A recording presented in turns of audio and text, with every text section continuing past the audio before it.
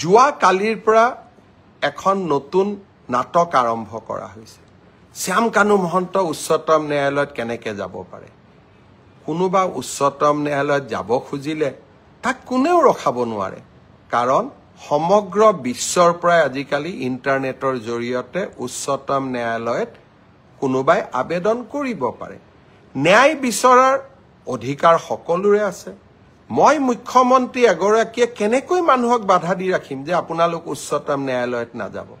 কিন্তু উচ্চতম ন্যায়ালয়ত শ্যাম কানু মহন্তই কি আবেদন কৰিলে যে অসম পুলিচৰ ওপৰত মোৰ বিশ্বাস নাই, SITৰ ওপৰত মোৰ বিশ্বাস নাই, ৰাজ্যখনৰ টপ এক্সিকিউটিভ অৰ্থাৎ মুখ্যমন্ত্ৰীৰ ওপৰত মোক বিশ্বাস নাই।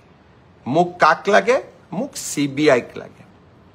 এই কথাখিনিয়ে যোৱা 5 দিন আগৰ পৰা কোনে কৈ আহিছে? অখিল গগৈ ডাঙৰীয়াই মোক লিখিতভাৱে জনাইছে যে অসম পুলিচৰ ওপৰত মোৰ আস্থা নাই, মুখ্যমন্ত্ৰীৰ ওপৰত মোৰ আস্থা নাই, CBIত এই তদন্ত দিব লাগে। দেৱব্ৰত শইকীয়াই লিখিলে ৰাষ্ট্ৰপতিক যে এই তদন্ত CBIক দিব লাগে। আৰু এতিয়া শ্যাম কানু মহন্তই লিখিলে যে এই তদন্ত CBIক দিব লাগে। এয়া কাকতলীয়া সংযোগ নে এয়া এক প্ৰকাৰ ষড়যন্ত্ৰ তাক মই নাজানো, কিন্তু শ্যাম কানু মহন্ত, অখিল গগৈ, দেৱব্ৰত শইকীয়া কোনেও অসম পুলিচক বিশ্বাস নকৰে।